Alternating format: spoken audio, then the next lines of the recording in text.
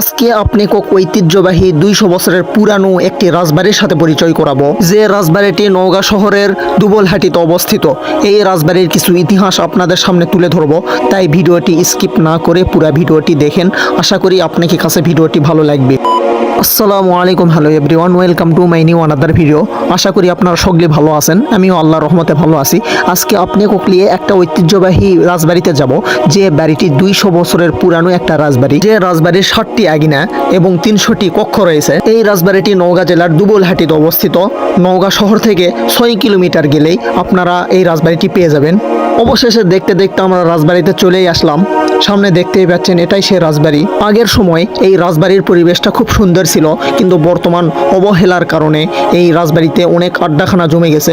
এই রাজবাড়িটি 300 একক জমির উপর অবস্থিত। ইতিহাস থেকে জানা যায় যে রঘুনাথ নামক এক ব্যক্তি, তিনি লবণ ও গুড়ের ব্যবসা করতেন, কিন্তু একদিন একটি রাজেশ্বরী দেবীর একটা মন্দিরের সন্ধান পান।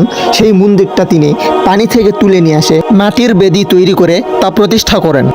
রাজেশ্বরী দেবীর প্রতিমা প্রতিষ্ঠা করার পর থেকে তার ব্যবসার লাভ হওয়া শুরু হয়। এরপর আস্তে আস্তে সে বড় হতে শুরু করে। একদিন মুর্শিদাবাদের নবাব তাকে নবাব রাজত্ব প্রদানের নির্দেশ জারি করেন। ইতিহাস থেকে জানা যায় 1973 সালে রাজা কৃষ্ণনাথ লর্ড কর্নওয়ালিসের কাছ থেকে 14,495 টাকা দিয়ে এই জমিদার বাড়িটি পত্তন নিয়ে জমিদারত্ব শুরু করেন। পরবর্তীতে 1853 সালে রাজা হরনাথ রায় এই রাজত্ব ভারপ্রাপ্ত হিসাবে ভার গ্রহণ করেন। রাজা হরনাথ রায়ের আমলে দুবলহাটি হাটের ব্যাপক বিস্তার ঘটে। তিনি দুবলহাটি রাজ্যকে সুন্দর করার জন্য বিভিন্ন নকশা, এমনকি প্রজাদের জলের কষ্ট লাঘব করেন।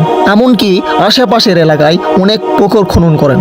এছাড়া 1864 সালে এই রাজপ্রাসাদের উদ্যোগে একটা স্কুল নির্মাণ করেন। সেই স্কুলের নাম রাখা হয় রাজা হরনাথ উচ্চ বিদ্যালয়। কিন্তু 1950 সালে জমিদারি প্রথা বিলুপ্ত হওয়ার পর রাজা হরনাথ সহপরিবারে ভারতে চলে যান। শুধু কালের সাক্ষী হয়ে রয়ে যায় এই বিশাল এই রাজবাড়িটি। এই রাজবাড়িটিতে 60টি আঙিনা এবং 300টি কক্ষ রয়েছে। এই রাজবাড়িটি অবহেলার কারণে আজ ধ্বংসের মুখে অবস্থিত। প্রিয় বন্ধুরা, আজকের ভিডিওটি এই পর্যন্তই। দেখা হবে পরবর্তী কোনো ভিডিও নিয়ে। সে পর্যন্ত আপনারা সকলেই ভালো থাকেন, সুস্থ থাকেন। আল্লাহ হাফেজ। আসসালামু আলাইকুম।